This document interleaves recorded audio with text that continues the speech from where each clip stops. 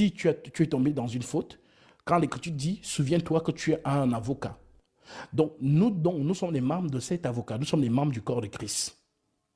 Et comme nous sommes les membres du corps de Christ, nous sommes les intercesseurs les uns envers les autres.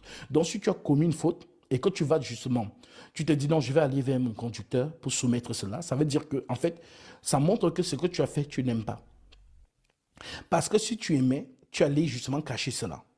Mais comme tu es tombé dedans et que tu n'aimes pas et que voilà, ça te fatigue, tu viens donc exposer. Et il faut que les chrétiens sachent que se confesser, ce n'est pas faire honte à toi. Parce que les gens ont souvent honte de des choses qu'ils ont fait. Ce n'est pas honte à toi. Te confesser, c'est honte au monde des ténèbres. Tu fais honte au monde des ténèbres. Parce que si par exemple, nous prenons Romains, chapitre 11, chapitre 6, verset 11. Écoutez ce que Paul nous dit à ce propos. L'apôtre Paul dit ceci.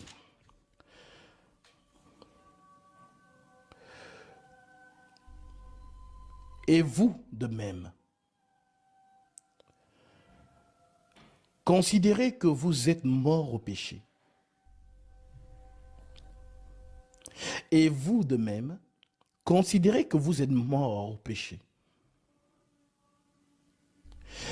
Et vivant à Dieu dans le Christ Jésus.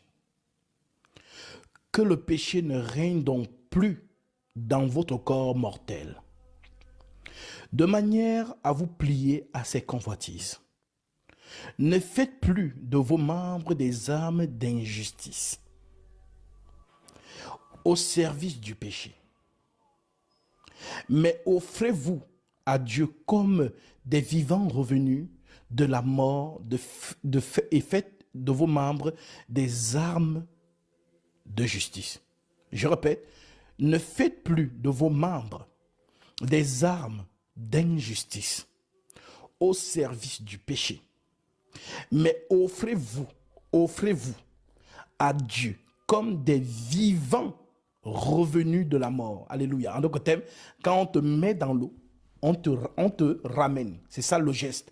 Donc, immersion. Et puis, on te ressort de l'eau.